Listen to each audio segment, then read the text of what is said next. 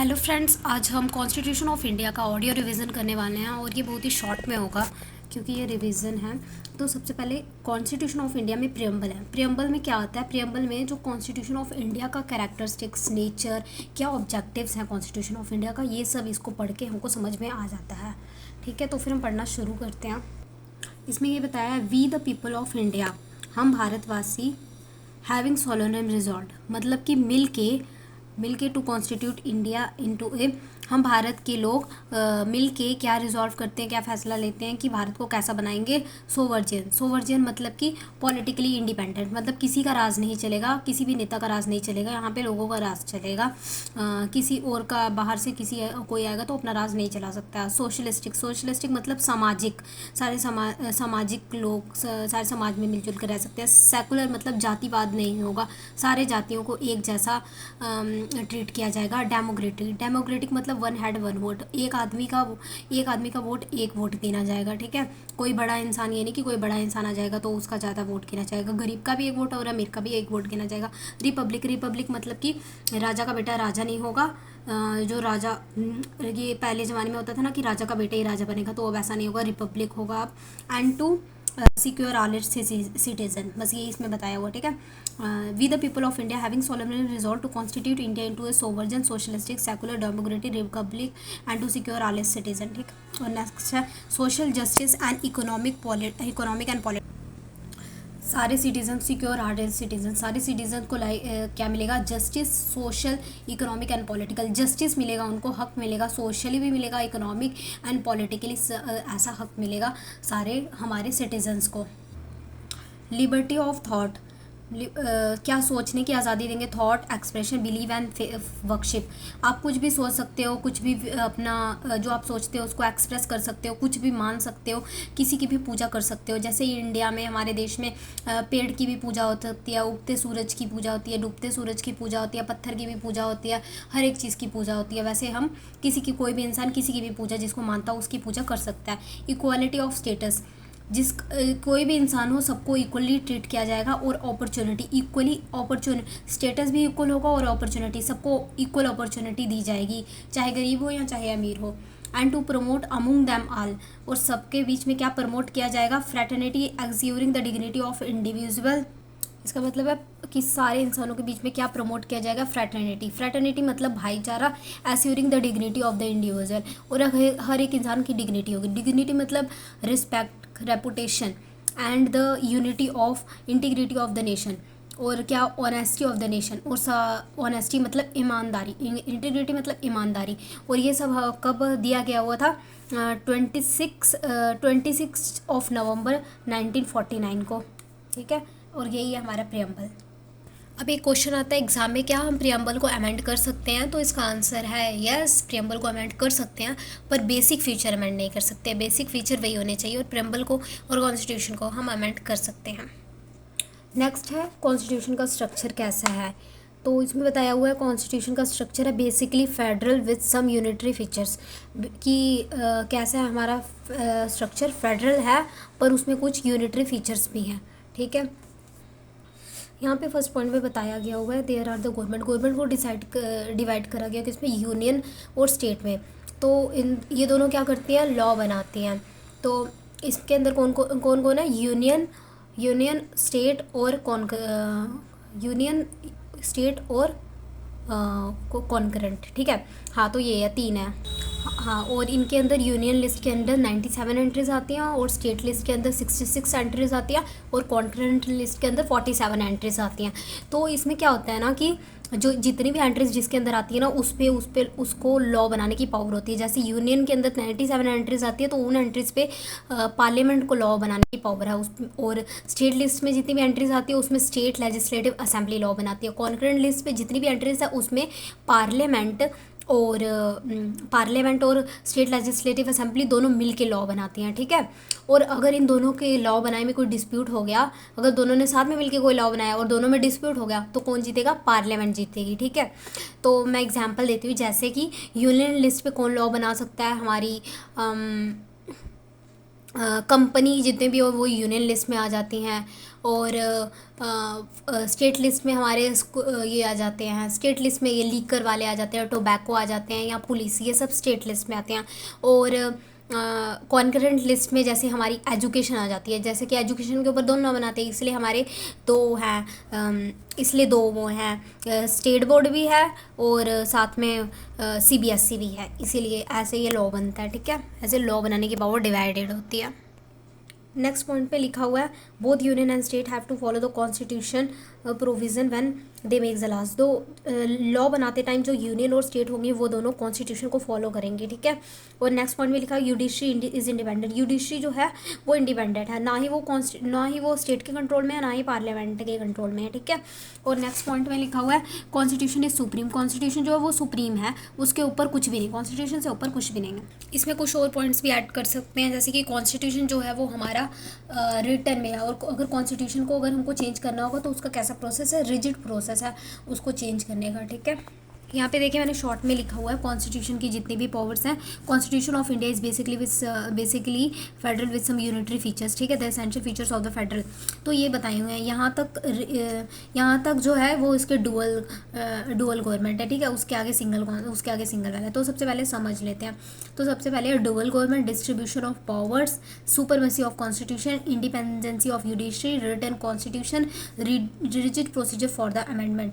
ठीक है, और इसके नीचे जितने भी हैं वो फेडरल फीचर्स, यूनिटरी फीचर्स हैं। ठीक है, ये सब फेडरल फीचर्स थे और इसके नीचे यूनिटरी फीचर्स हैं। तो यूनिटरी फीचर्स में क्या आएगा, सिंगल कॉन्स्टिट्यूशन। हमारा जो कॉन्स्टिट्यूशन होगा वो सिंगल होगा, हमारा एक ही कॉन्स्टिट्यूशन होगा, सिंगल सिटीजनशिप मिलेगी हमको। ठीक है, जैसे हमको भारत की नागरिकता मिलेगी वो सिंगल मिलेगी। ठीक है, स्टेट की अलग नहीं मिलेगी। ठीक है, पूरे भारत की मिलेगी। इमरजेंसी ऑफ पावर, जब इमरजेंसी हो जाएगी किसी की तो फिर उस पर कोल लॉ बना सकता है, सेंट्रल गवर्नमेंट बना सकती है। स्ट्रॉन्ग सेंटर सेंट्रल गवर्नमेंट है। ठीक है, और सारी पावर्स किसके पास है, रेजिडरी पावर्स किसके पास है, लॉ बनाने की पावर किसके पास है, सेंट्रल गवर्नमेंट के पास है। ठीक है, नेक्स्ट है आर्टिकल नंबर 12। ठीक है, इसके अंदर बताया हुआ है कि स्टेट का क्या मतलब होता है। तो स्टेट को हम क्या बोलेंगे, तो स्टेट मतलब स्टेट गवर्नमेंट नहीं, स्टेट गवर्नमेंट नहीं होगा। स्टेट का मतलब होगा गवर्नमेंट और एंड गवर्नमेंट अथॉरिटीज़, गवर्नमेंट और गवर्नमेंट की अथॉरिटीज़। तो इसको मैं आपको अपने नोट्स में से बता देती हूँ कि ये स्टेट का क्या मतलब है, क्योंकि इस सेक्शन में नहीं लिखा हुआ है, तो यहाँ से पढ़ के बताती हूँ मैं आपको क्या लिखा हुआ है। द स्टेट के अंदर क्या क्या आएगा, स्टेट आर्टिकल 12 के अंदर आएगा, unless the context otherwise required the state includes the government and parliament of India, the government and legislature of each state, or local authorities within the territory of India under the control of the government. ठीक है, इसका मतलब ये है कि जब तक ये कुछ रिक्वायर्ड ना हो, स्टेट में क्या क्या आएगा। ठीक है, जब तक ये कुछ रिक्वायर्ड ना हो। ठीक है, the government and parliament of India, central government, state government और राज्यसभा। ठीक है, the government and legislature of each state, इसके यानी कि स्टेट गवर्नमेंट, विधानसभा और विधान परिषद। आल लोकल एंड अदर अथॉरिटीज़, यहाँ पे अदर भी आएगा, आल लोकल एंड अदर। तो अदर अथॉरिटीज़ क्या आएगा, आल लोकल एंड अदर अथॉरिटीज़ के अंदर आएगा कि लोकल के अंदर आता है म्यूनसिपल, आल लोकल में आ जाएगा म्यूनसिपल या फिर पंचायत, ये सब आ जाएगा। अदर अथॉरिटीज़ के अंदर RBI SEBI, ये सारी अथॉरिटीज़ आ जाएंगी। ठीक है, सारी वो अथॉरिटीज़ विद इन द, जो भारत में है, जो भारत के अंदर है, या फिर भारत इंडिया के बाहर हैं पर हमारी गवर्नमेंट के कंट्रोल में है, ये सब किस में आ जाएगा, हमारी स्टेट में आ जाएगा। गवर्नमेंट और गवर्नमेंट अथॉरिटीज़ के अंदर आ जाएंगी ये सब चीज़ें। ठीक, इसके नीचे नेक्स्ट एक क्वेश्चन मैंने लिखा हो जो कि एग्जाम में आता है, comment whether corporation are acting as instrumentally और एजेंसी ऑफ द गवर्नमेंट और स्टेट वेदर। ठीक है, ये क्वेश्चन एग्जाम में आता है। तो एक केस है इनाडी studies versus international airport authority. इस केस में हमको ये बताया गया हुआ है कि और एक और केस है अजय वासिया वर्सेस खालिद मुजीब। इन दोनों केस में हमको ये बताया गया कौन कौन सी ऐसी अथॉरिटी होगी या फिर एजेंसी होगी या इंस्ट्रूमेंटलिटी होगी, उसको स्टेट माना जाएगा। ठीक है, कौन सी ऐसी एजेंसी या इंस्ट्रूमेंटलिटी होगी जिसको स्टेट माना जाएगा, तो कौन कौन सी है। Supreme court held that the corporation acting instrumentality or agency of the government will be become a state in article 12। कौन कौन सी एजेंसी को स्टेट मान लिया जाएगा, तो सबसे पहला है the entire share capital of the corporation is held by the government. अगर किसी कंपनी का सारा शेयर कैपिटल किसी किसी गवर्नमेंट अथॉरिटी ने हेल्ड करा होगा तो फिर हम पूरी कंपनी को गवर्नमेंट की कंपनी मान लेंगे, मतलब स्टेट मान लेंगे, ठीक है, कि वो गवर्नमेंट के कंट्रोल के अंदर है। नेक्स्ट है the financial assistance of the state is so much as to meet the almost the entire expenditure of the corporation. Government किसी कॉर्पोरेशन को इतना पैसा देती है कि उसके सारे खर्चे निकल जाते हैं, तो उसको भी हम क्या मानेंगे कि स्टेट मान लेंगे, कि वो गवर्नमेंट के कंट्रोल के अंदर है। The corporation enjoy the monopoly status. अगर कोई ऐसी कॉर्पोरेशन है जो मोनोपोली स्टेटस इंजॉय कर रही है, मतलब कि गवर्नमेंट इसको सिंगल सेलर है और गवर्नमेंट उसको पावर दे रही है कि वही इस चीज़ को बाजार में बेच सकता है, तो उसको भी मान लिया जाएगा कि वो स्टेट है। The state has exercise the deep and pervasive control in the corporation. अगर कोई ऐसा कॉर्पोरेशन है जो डीप एंड परवेसिव कंट्रोल, जिसका डीप एंड परवेसिव कंट्रोल है, मतलब परवेसिव मतलब सारे पावर्स हैं उसके पास, डीप मतलब अंदर तक गवर्नमेंट का कंट्रोल है, तो उसको भी हम स्टेट मान लेंगे। The function of the corporations are of public importance and are closely related to the government function. जो कॉर्पोरेशन के जो फंक्शन है वो पब्लिक से रिलेटेड हैं, ठीक है, तो उसको भी हम गवर्नमेंट ही मान लेंगे। वो या तो पब्लिक से रिलेटेड है तो उसको हम क्या मान लेंगे, और उसको हम क्या मान लेंगे, स्टेट मान लेंगे। If the department of the government is transport of the corporation, अगर गवर्नमेंट का कोई डिपार्टमेंट है और बाद में वो कॉर्पोरेशन में ट्रांसपोर्ट हो जाता है तो उसको भी हम स्टेट मान लेंगे। और ये सारे केसेस है जिसके अंदर हम किसी भी कॉर्पोरेशन को स्टेट मान लेंगे। तो एक जैसे कि अगर कोई कंपनी है उसका जो है 51% जो है वो गवर्नमेंट कंट्रोल के अंदर है, 51% गवर्नमेंट कंट्रोल के अंदर है क्या, तो उसे हम स्टेट मान लेंगे। तो हाँ, अगर कोई कंपनी है उसका 51% गवर्नमेंट कंट्रोल है तो भी हम उसको स्टेट मान लेंगे, क्योंकि अगर 51% कंट्रोल शेयर उसके कंट्रोल में है तो हम मान लेते हैं कि वो गवर्नमेंट कंपनी है, इसीलिए उसको हम स्टेट मान लेंगे। ठीक है, तो ये सारे पॉइंट्स हैं, ये एग्ज़ाम में आता है, इंपॉर्टेंट है। नेक्स्ट हम पढ़ेंगे आर्टिकल 13। आर्टिकल 13 के अंदर क्या है, तो इसके अंदर ये बताया हुआ है कि जैसे कि अगर कोई प्री कॉन्स्टिट्यूशन लॉज है, ठीक है, प्री कॉन्स्टिट्यूशन लॉज है और कोई पोस्ट कॉन्स्टिट्यूशन लॉज है, मतलब कि ये है हमारा कॉन्स्टिट्यूशन, मतलब कि जो कॉन्स्टिट्यूशन बनने से पहले लॉज आए थे उनको बोलते हैं प्री कॉन्स्टिट्यूशन लॉज, और अगर कोई कॉन्स्टिट्यूशन बनने के बाद लॉज आए थे उसको बोलते हैं पोस्ट कॉन्स्टिट्यूशन लॉज, ठीक है। तो फिर इसमें ये बताया हुआ है कि अगर, और वो जो लॉ कॉन्स्टिट्यूशन में क्या होते हैं, हमको फंडामेंटल राइट्स दिए होते हैं, और अगर कोई भी जो अगर जो कॉन्स्टिट्यूशन बनने के बाद जो प्री कॉन्स्टिट्यूशन लॉज है और कॉन्स्टिट्यूशन बनने पोस्ट कॉन्स्टिट्यूशन लॉज है, अगर वो फंडामेंटल राइट्स वो फंडामेंटल राइट के इनकन्सिस्टेंट हैं तो फिर हम उसको क्या बोलेंगे, तो इन लॉज को हम क्या बोलेंगे, वॉइड, इनवैलिड नहीं मानेंगे, इनकन्सिस्टेंट, इन लॉज को हम वॉइड मानेंगे। तो ये इसमें बताया हुआ है कि कहता है कि if any pre constitution laws inconsistent with the fundamental rights is declare as void, if any post constitution right laws inconsistent with the fundamental right is declare as void. ठीक है, समझ में आ गया ना। तो इसमें फर्स्ट है एग्जिस्टिंग लॉ, तो आर्टिकल 13(1), ठीक है, जो अभी हमारे लॉज हैं, ठीक है। तो इसमें लिखा है इस means that the law which were enforce before the commencement of the constitution, मतलब कि प्री कॉन्स्टिट्यूशन लॉज। अगर कोई लॉज है जो कॉन्स्टिट्यूशन बनने के पहले वो लॉज आया हुआ है और वो कॉन्स्टिट्यूशन के विरुद्ध है तो हम उसे क्या मान लेंगे, वॉइड मान लेंगे। All the pre constitution laws are void to the extent to which they are inconsistent with the fundamental right, ठीक है। और फ्यूचर लॉस मतलब कि जो हमारे पोस्ट कॉन्स्टिट्यूशन लॉज हो गए, article 13(2), it means that the law made after the commencement of the constitution post constitution laws after the commencement of the constitution state shall not make any law which is inconsistent with the fundamental right, मतलब कि fundamental rights आ गए हैं और उसके बाद कोई law बन रहा है जो कि फंडामेंटल राइट के इनकंसिस्टेंट है तो उसको हम वॉइड मान लेंगे, ठीक है। नेक्स्ट है डॉक्ट्रिन ऑफ सेपरेबिलिटी। डॉक्ट्रिन ऑफ सेपरेबिलिटी का मतलब क्या है, इसके अंदर क्या है वो बताती हूँ।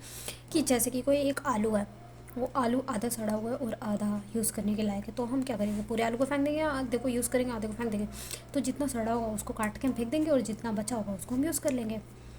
तो और अगर पूरा का पूरा ही आलू सड़ा होगा तो हम पूरे को फेंक देंगे। तो उसी तरह इसमें डॉक्ट्रिन ऑफ सेपरेबिलिटी में अगर कोई भी जैसे कि लॉ है तो उसमें 300 सेक्शंस है, उसमें में से 200 जो सेक्शन है वो इनकन्सिस्टेंस है, कॉन्स्टिट्यूशन के इनकन्सिस्टेंट है, तो फिर हम उन 200 को हम उस तो क्या पूरा का पूरा लॉ ही इनवैलिड हो जाएगा, तो नहीं, जो 200 सेक्शन है उसको इनवैलिड कर देंगे और जो 100 सेक्शन बचे हुए हैं उसको हम मान के चलेंगे, उसको वैलिड मान लेंगे, ठीक है।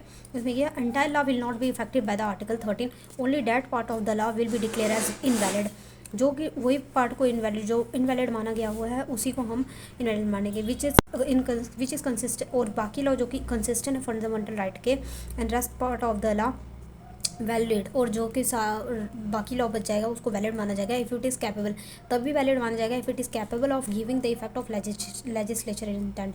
अगर लेजिस्लेचर इंटेंट को कैपेबल होगा तभी उसको माना जाएगा, ठीक है। इसमें इसकी बात है डॉक्ट्रिन ऑफ सेवरबिलिटी।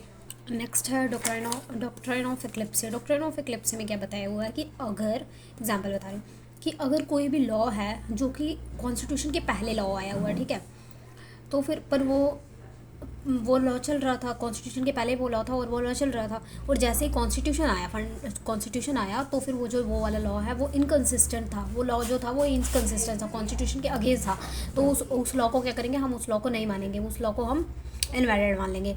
और जैसे ही वो कॉन्स्टिट्यूशन लॉज हट जाते हैं तो फिर क्या होगा, वो जो लॉ जो पहले इनकन्सिस्टेंट हो गया तो वो दोबारा से एक्टिव हो जाएगा। इसमें वही है डॉक्ट्रिन ऑफ एक्लिप्सी। एक्लिप्सी का मतलब होता है छुप जाना, इनएक्टिव हो जाना या डोरमेंट हो जाना। एक्लिप्सी का मतलब छुप जाना। A law made before the commencement of the constitution remains eclipsed or dormant to the extent it comes under the shadow of the fundamental right। जितने भी फंडामेंटल राइट के अंदर आ रहा था वो लॉ, जितना आ रहा होगा उतना वो डोरमेंट हो जाएगा, ठीक है।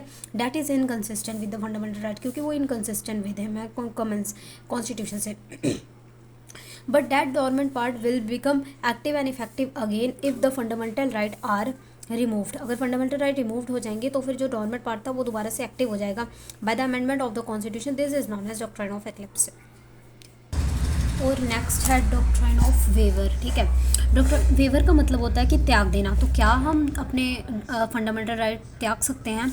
तो इसमें पहले क्या लॉ था कि अगर कोई आदमी है, जो हम इंसान है, उसको खुद का ही वो बेस्ट जज माना जाएगा। इसके अंदर जो है वो मैं बता रही हूँ, जो इंसान है वो अपना खुद का बेस्ट जज माना जाएगा। वो क्या कर रहा है अपने साथ तो अपने लिए वो अच्छा ही करेगा, ये मान के ये लॉ था। तो फिर इसमें क्या था, और उसको जब वो वेव कर रहा हो, अपने फंडामेंटल राइट्स को त्याग रहा हो, तो फिर क्या माना जाएगा, नॉलेज ऑफ हिज राइट। तो उसको अपने राइट्स के बारे में पता है, उसको सब कुछ पता है, उसके बाद वो अपने राइट्स त्याग रहा है और वो अपनी मर्ज़ी से अपने राइट त्याग रहा है। और वॉलंटरी अपनी मर्ज़ी से त्यागना चाहिए तो वो अपने राइट त्याग सकता है, ये कंडीशन थी।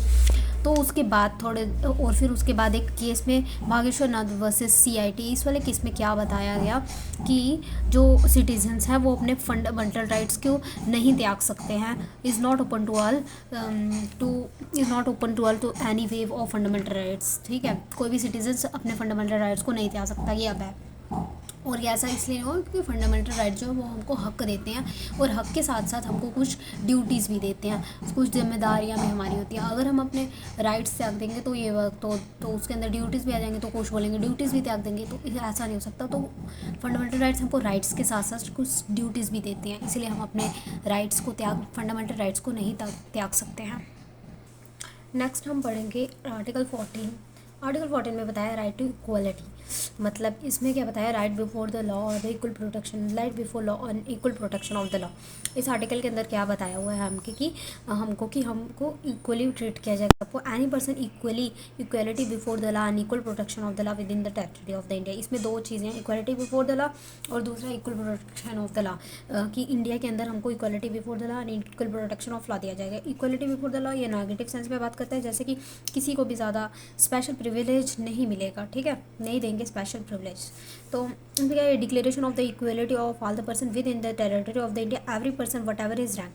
कोई भी पर्सन हो, चाहे कोई भी रैंक हो, कोई भी पोजीशन हो, कोई भी सब्जेक्ट हो, यूरिसडिक्शन जो कि ऑफ द ऑर्डिनरी कुछ भी हो, उसको इक्वली ट्रीट किया जाएगा, सारे इंसानों को इक्वली ट्रीट किया जाएगा, सबके लिए सारे लॉज बराबर होंगे। नेक्स्ट है the equal protection of the law. ये पॉजिटिव सेंस में बात करता है कि सबको इक्वली ट्रीट किया जाएगा। Equal protection of the law shall be secure to all the person within the territory of the India. जितने भी इंडिया के टेरिटरी के अंदर है उनको सबको इक्वली ट्रीट किया जाएगा of the union in the enjoyment of their rights and privileges without favouritism and discrimination. कोई भी फेवरेटिज्म नहीं होगा, यहाँ पर कोई भी भेदभाव नहीं होगा, सबको इक्वली ट्रीट किया जाएगा। इसमें यह है कि सबको इक्वली ट्रीट किया जाएगा, इसका मतलब ये नहीं है कि सारे इंसानों को इक्वली ट्रीट किया जाएगा, चाहे लड़का हो लड़की हो उसको इक्वली ट्रीट किया जाएगा, बूढ़ा हो या बच्चा हो सबको इक्वली ट्रीट किया जाएगा, इसका मतलब ये नहीं है। मतलब ये equal shall be treated equally, यहाँ लाइन होगी कोई, equal shall be treated equally, मतलब कि जो ये equal are govern by the same laws but are regarded as the same laws and are not completed in fact that would be itself lead to the inequality, ठीक है। इसमें होगा equal, मतलब इसका मतलब ये है कि जैसे कि अब जो बच्चा हो गया कोई और बूढ़ा हो गया, तो बच्चों के अलग लॉज होंगे और बूढ़ों के अलग लॉज होंगे, ठीक है। तो फिर उनको अलग तरीके से बच्चों के तरीके से इक्वली ट्रीट किया जाएगा और बूढ़ों को बूढ़ों में इक्वली ट्रीट किया जाएगा, ठीक है। जैसे कि इनकम स्लैब रेट होता है, तो जो कितने उम्र के 45 के उम्र के लोग होते हैं उनके लिए अलग है, 60 तक अलग है, जो सीनियर सिटीजन हो जाते हैं 80 उनके लिए अलग है, ठीक है। Equal shall be treated equally, ठीक है। और जैसे कि ये लॉज होता है, लड़कों के लिए अलग लॉज बने, लड़कियों के लिए अलग ये लॉज बने होते हैं कि इस लड़कियों का ये लॉज है। अब ये थोड़ी ना बोलेंगे लड़के आके कि हाँ इक्वल शैल बी ट्रीटेड, कि हमको भी बराबर का ट्रीट करो, लड़कियों के लिए ऐसा ट्रीटमेंट है, लड़कियों के लिए ज़्यादा अच्छा ट्रीटमेंट है तो हमको भी वैसा ट्रीटमेंट दो, तो ऐसा नहीं है। वो लड़कियाँ इक्वल, मतलब कि सारी लड़कियों को बराबर ट्रीटमेंट होगा, लड़के सारे लड़कों को बराबर ट्रीटमेंट होगा। जैसे कि सीनियर सिटीजन में जितने भी आ जाएंगे उन सबको बराबर ट्रीट किया जाएगा, ठीक है। और जैसे कि ये होते हैं हमारे OBC ST SC होते हैं और जर्नल होते हैं, तो फिर जितने सारे जर्नल हैं उनको इक्वल ट्रीट किया जाएगा, जितने सारे OBC हैं उनको सारे इक्वल ट्रीट किया जाएगा। इस लॉ का मतलब ये है, ठीक है। मतलब कि जितने भी क्लासिफिकेशन होगी, ठीक है, डिस्क्रिमिनेशन नहीं हो सकता, मतलब भेदभाव नहीं हो सकता, बस क्लासिफिकेशन हो सकता है कि क्लासीफाई कर दिया ये इस तरह मेंबर, इनको इन तरीके से ट्रीट किया जाएगा, ठीक है।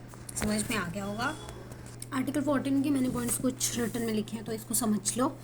इसमें क्या है, स्कोप ऑफ आर्टिकल 14, तो जैसे कि मैंने ये बताया कि क्लासिफिकेशन होगा। क्लासिफिकेशन मतलब कि किसी की जैसे ये बता दिया कि मैंने अलग अलग लोग के लिए अलग अलग लॉ बनेंगे, उसको बोलेगा क्लासिफिकेशन। डिस्क्रिमिनेशन नहीं हो सकता पर क्लासिफिकेशन हो सकता है। तो क्लासिफिकेशन करने के लिए क्या क्या कंडीशन है, ठीक है, क्लासीफाई करके क्या लॉ बनाने की क्या क्या कंडीशन है, इसमें बताया हुआ है। There should be the clear differentiation between the person, जिसमें हम क्लासिफिकेशन कर रहे हैं, जैसे दो लोगों में कर रहे हैं, उनमें क्लियर डिफ्रेंसिएशन होना चाहिए, ठीक है। वो दोनों अलग होने चाहिए, ऐसे नहीं कि दो लड़कियों के बीच में लॉ बना दिया, दोनों लड़की सेम है उन दोनों में लॉ बना दिया, तो ऐसा नहीं होगा, ठीक है। लड़की और लड़के में लॉ बनाए तो ये हो सकता है। और लड़की और लड़के में लॉ क्यों बनाते हैं, क्योंकि हमको लॉज दिए जाते हैं कि बराबर लाना है, बराबर लॉस देने के लिए नहीं बनाए जाते हैं, वही जो हमको राइट्स मिलते हैं बराबर लाने के लिए मिलते हैं। जैसे कि पिछले ज़माने में मतलब पिछले ज़माने में क्या होता था, लड़कियों को जॉब नहीं करने देते थे, लड़कियों को ऐसे ही लड़कियों के साथ थोड़ा डिस्क्रिमिनेशन करते थे, तो इसीलिए लड़कियों को लड़कों के बराबर लाने के लिए उनको ज़्यादा हक मिलते हैं इसके लिए, ठीक है। तो लड़कियों को ज़्यादा हक मिल सकते हैं क्योंकि पिछले ज़माने में उनके साथ डिस्क्रिमिनेशन हुआ था ना, तो उनको बराबर लाने के लिए उनको स्पेशल ज़्यादा वो मिलती है, ठीक है। There should be the clear differentiation between the parties who are included and the person who are excluded for the classification, ठीक है। क्लियर डिस्क्रिमिनेशन होना चाहिए उसके बीच में, द क्लास की किसको हम इंक्लूड कर रहे हैं और किसको एक्सक्लूड कर रहे हैं, ठीक है। The classification should have rational Nexis, relation किसके बीच में हम कर रहे हैं उसका रिलेशन पता होना चाहिए with the purpose of that classification, और उसका रिलेशन पता होना चाहिए और पर्पस क्या है क्लासिफिकेशन का वो पूरा पता होना चाहिए। द क्लासिफिकेशन में बी फाउंड डिफरेंट बेसिस, नेमली जो क्लासिफिकेशन होगा वो इसके जोग्राफिकल बेसिस पे भी हो सकता है कि JNK के लिए ये है और किसी और स्टेट के लिए ये है, तो जोग्राफिकल स्टेट के भी ऑक्यूपेशन कौन क्या काम कर रहा है, कोई दिहाड़ी लगा रहा है तो उसके लिए अलग है, कोई ज़्यादा अमीर काम है जैसे कि कोई बिज़नेस, जैसे कि किसी ने अंबानी वगैरह उनके लिए अलग है, जैसे कि कोई ज़्यादा कमाता है तो उसके लिए ज़्यादा टैक्स देगा और कोई कम कमाता है तो उसके लिए टैक्स के रेट्स अलग होंगे, है ना, यही है उसमें, ठीक है। एंड अदर लाइक, ठीक है। There is always a presumption that the burden of the proof is upon the person who is claiming that there is a discrimination। तो burden of proof किस पे होगा कि अगर कोई बोलता है कि मेरे साथ डिस्क्रिमिनेशन हुआ है, भेदभाव हुआ है, तो उसको प्रूफ कौन करेगा, वही करेगा जिसकी हुआ है, जिसके साथ हुआ है उसी को प्रूफ करना पड़ेगा, ठीक है। Even a single person can be treated as a class, कोई एक सिंगल पर्सन को क्या हम क्लास ट्रीट कर सकते हैं कि हाँ इसके ज़्यादा लोगों का, तो हाँ कर सकते हैं, by himself on the account of some special circumstances, कोई स्पेशल सर्कमस्टांसेस होंगे, जैसे कि किसी इंसान को कोई अवार्ड मिल रहा हो, उसने कुछ स्पेशल काम करा हुआ है तो उसको कुछ अवार्ड मिल रहा है, तो फिर हाँ अगर एक बंदे को अवार्ड मिल रहा है, नेशनल अवार्ड एक बंदे को मिल रहा है, तो हाँ उसको सिंगल क्लास की तरह ट्रीट किया जाएगा। तो ये सारे इसके पॉइंट्स हैं। स्कोप ऑफ आर्टिकल 14 इसमें ये बताया होगा कि क्लासिफिकेशन किस किस बेसिस पे हो सकता है।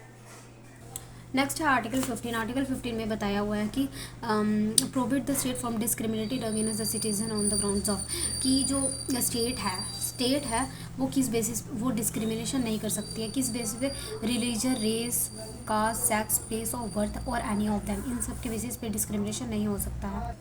तो इसमें पहला है रिलीजन। रिलीजन का मतलब होता है धर्म के बेसिस पे डिफरेंस, हम डिस्क्रिमिनेशन नहीं कर सकते हैं। रेस, काला गोरा, इसके बेसिस पे नहीं कर सकते हैं। कास्ट मतलब जो कॉस्ट होती हैं उनके बेसिस पे भी डिस्क्रिमिनेशन नहीं कर सकते हैं। सेक्स, लड़का लड़की की बेस, जेंडर, इनमें नहीं कर सकते हैं। प्लेस ऑफ बर्थ, किस जगह पे वो इंसान जन्म लिया उस पर नहीं कर सकते हैं।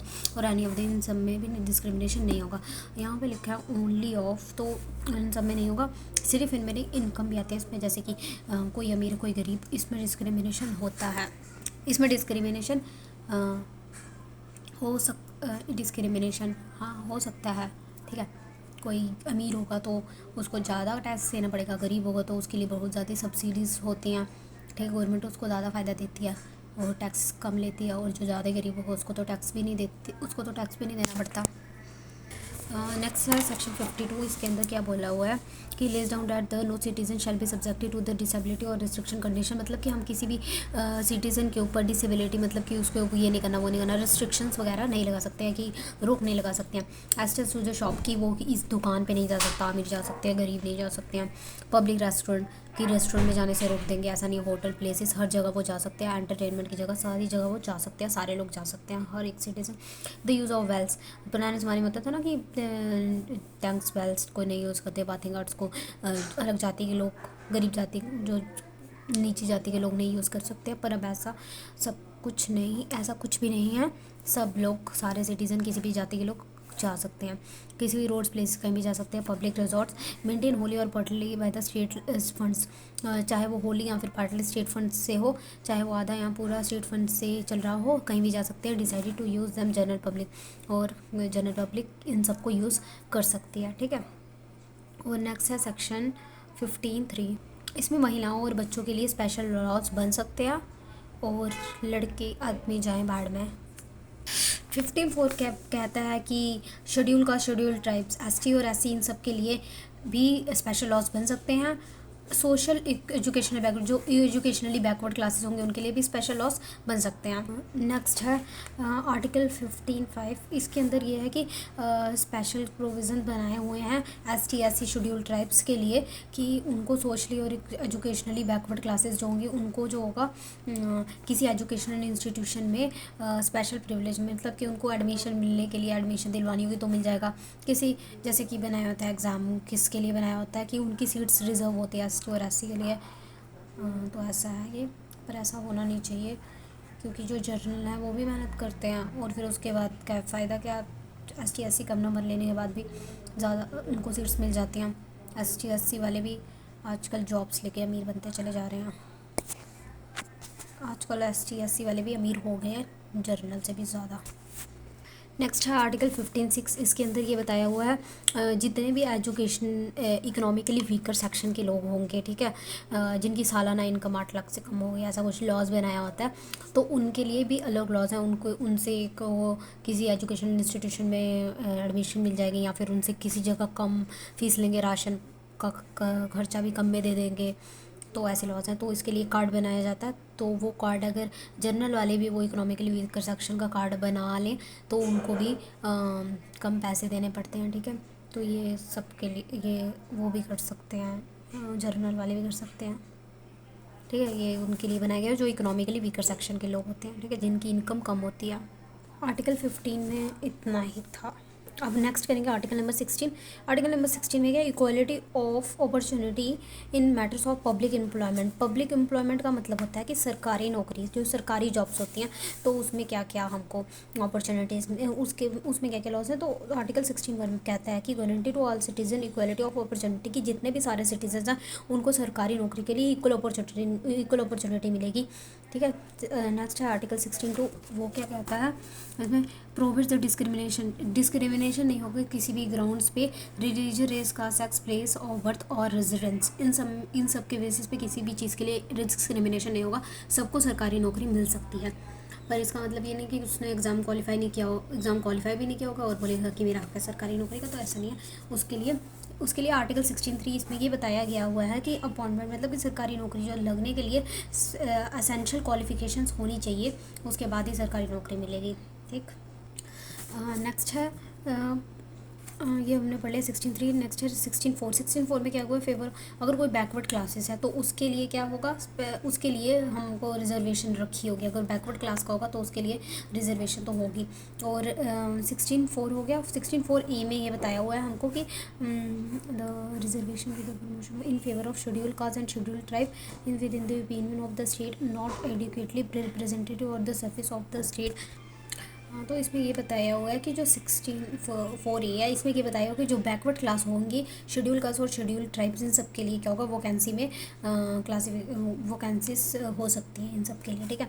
और 15(4)B में बताया हुआ है कि अगर कोई वैकेंसी है जो ST और SC के लिए, वो पिछले साल अनफिल्ड रह गई तो इस साल कैरी फॉरवर्ड किया जाएगा। मतलब कि जैसे कि 100 वैकेंसीज थी टोटल, तो उसमें से 80 फिल हुई और 20 बच गई है। 20 में कोई भी शेड्यूल ट्राइब्स SC ये लोग नहीं आए, तो उस 20 को अगले साल कैरी फॉरवर्ड किया जाएगा। तो अगले साल भी 100 होंगे तो अगले साल 120 हो जाएंगे, क्योंकि 20 अगले इस साल की कैरी फॉरवर्ड हो गई, ठीक है। 16(5) में ये क्या हुआ है कि अलग लॉज बन सकते हैं उन सब के लिए, जैसे कि मंदिर, मस्जिद, गुरुद्वारे हैं तो इनके लिए स्पेशल लॉज बन सकते हैं। जैसे कि पंडित वही होगा जो हिंदू है, तो ऐसे लॉज बन सकते हैं, इसमें कोई प्रॉब्लम नहीं है। उसके बाद नेक्स्ट आर्टिकल है आर्टिकल 16(6). इसमें ये बताया हुआ कि जो इकोनॉमिकली वीकर सेक्शन होंगे उनको क्या मिलेगा, 10% उनको नौकरी में 10% रिजर्वेशन मिलेगी। इसमें नौकरी में उनको 10% की रिजर्वेशन मिलेगी, किसको, जनरल वीकर जो वीकर सेक्शंस होंगे उनको, ठीक है। नेक्स्ट है आर्टिकल नंबर 17। इसके अंदर क्या बताया हुआ है, एवोल्यूशन ऑफ अनटचेबिलिटी। अनटचेबिलिटी मतलब छुआछात करते थे। जैसे ये छुआछात होता है कि जो ज़्यादा हाई स्टेटस के लोग होते हैं, जैसे वो क्या करते हैं कि जो गरीब लोग मतलब कि जो ये कबाड़ वाले होते हैं और जो नाली साफ़ करने वाले लोग होते हैं, इनको अलग तरीके से ट्रीट करते हैं। तो उनको क्या करते हैं, उनको अगर वो पानी मांगते हैं तो उनके लिए अलग से गिलास में पानी देते हैं और उनका गिलास खुद यूज़ नहीं करते हैं फिर, और उनको अलग से थाली में खाने देते हैं, उनको उनसे थोड़ा दूर रहते हैं। ऐसा अनटचेबिलिटी करते हैं, इनके साथ टच नहीं होना, क्योंकि ये नाली साफ़ करने वाले हैं। तो ऐसा ये लोग करते हैं, तो ऐसा नहीं होना चाहिए। इसी के लिए ये सेक्शन आया। पुराने ज़माने में तो कॉस्ट के लिए भी होता था कि नीचे जाति के लोग जो होंगे उनके लिए ये अलग लॉज है। वो हमारे कुएं से पानी नहीं लेके जाते हैं, वो हमारे को टच नहीं कर सकते हैं, वो नीचे बैठेंगे, अगर हम जाएंगे तो वो नीचे बैठेंगे। ऐसे लॉज होते थे पहले ऐसे। तो अब ये इसको ख़त्म करने के लिए ये है, पर फिर भी अभी भी कुछ लोग ऐसा करते हैं, पर ऐसा नहीं होना चाहिए। सबकी अपनी रिस्पेक्ट होती है, सबकी अपनी डिग्निटी होती है। सारे जात के लोगों को, जितने भी इंडिया में जितने भी लोग हैं, सबको बराबरी से, इंडिया में क्या हर जगह सबको बराबर से ट्रीट करना चाहिए। चाहे वो नाली साफ़ करने वाला हो, फिर भी उसके साथ ऐसे बिहेव नहीं करना चाहिए, क्योंकि और ज़्यादा किसी इंसान को ज़्यादा घमंडी नहीं बनना चाहिए, वरना उसका घमंड जल्दी ही टूट जाता है। तो इसमें क्या बताया हुआ, article 17 is abolished and its any form is forbidden. मतलब कि इसको रोका जाएगा। The enforcement of the untouchability shall be offence punishable.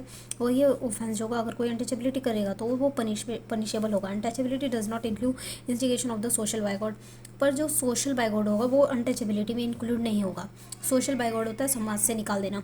अगर ये होता है कि अगर कोई इंसान गलत काम करता है तो उसको हम अपने समाज से निकाल देते हैं, तो उसे हम अनटचेबिलिटी में नहीं मानेंगे, ठीक है। तो आर्टिकल 17 में यही है कि अनटचेबिलिटी नहीं होना चाहिए। अनटचेबिलिटी क्योंकि हर इंसान की अपनी सेल्फ रिस्पेक्ट है, डिग्निटी है, सबको इज्जत मिलनी चाहिए, इसी के लिए यह लॉ है अनटचेबिलिटी का। पर फिर भी आजकल बहुत लोग अनटचेबिलिटी करते हैं, वो अपने आप को ज़्यादा हायर समझते हैं, इसलिए वो अनटचेबिलिटी करते हैं, ठीक है। तो ये ऐसा नहीं होना चाहिए और ये पनिशेबल है, अगर कोई करेगा तो ये पनिशेबल है। तो आर्टिकल 17 में इतना ही था। नेक्स्ट है आर्टिकल नंबर 18। तो आर्टिकल नंबर 18 के अंदर क्या बोला हुआ है, is more provision rather than the fundamental right. Article 18 is more provision rather than fundamental right, no title not being military academic. इसमें ये है कि इसमें ये बताया हुआ है कि किसी भी इंसान को कोई भी टाइटल नहीं दिया जाएगा, ठीक है। मतलब कि जैसे कोई बता देता है, अपने नाम बोल देगा किंग, राजा, ऐसा टाइटल किसी भी इंसान को नहीं दिया जाएगा, ठीक है। सरकार के द्वारा किसी भी इंसान को ऐसा टाइटल नहीं दिया जाएगा। तो इसमें क्या बताया, no title not being military और अकेडमी। क्या हो गया कैमरे को, पर वो जो टाइटल होगा ना वो मिलिट्री हो सकता है और अकेडमिक हो सकता है। जैसे कि मिलिट्री में कोई कैप्टन हो गया तो उसको मिलिट्री टाइटल मिल सकता है। अकेडमिक में जैसे CA CS डॉक्टर हो गया तो अकेडमिक टाइटल मिल सकते हैं, मतलब इन लोगों को ये कहा जाएगा, ठीक है। नेक्स्ट है no citizen of the India shall be any title of any foreign state. मतलब कि किसी भी इंडिया के सिटीजन को फॉरेन स्टेट से टाइटल नहीं मिला जाएगा, और उसको टाइटल लेने के लिए इंडिया की परमिशन लेनी पड़ेगी, इंडिया के गवर्नमेंट की परमिशन लेनी पड़ेगी। इवन कि अगर किसी को जॉब भी करनी होगी फॉरेन में जाके तो भी इंडिया की गवर्नमेंट की परमिशन करनी पड़ेगी, परमिशन लेनी होगी, ठीक है।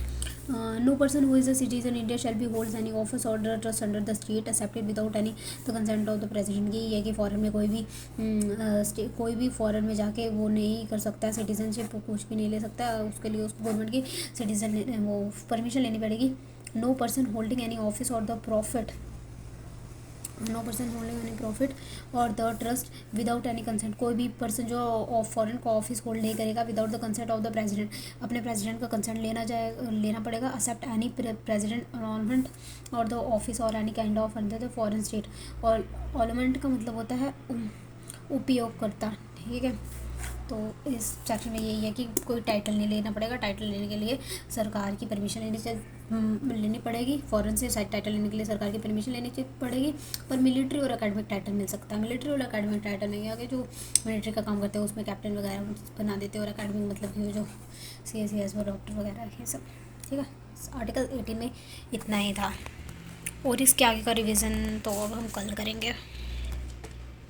बाकी हम नेक्स्ट वीडियो में कर लेंगे। आर्टिकल 14 से लेके आर्टिकल 18 तक कर लिया। आर्टिकल 14 से लेके आर्टिकल 18 तक किसके बारे में, राइट टू इक्वलिटी के बारे में, और बाकी के सेक्शंस हम नेक्स्ट वीडियो में करेंगे, ठीक है। बाय दोस्तों।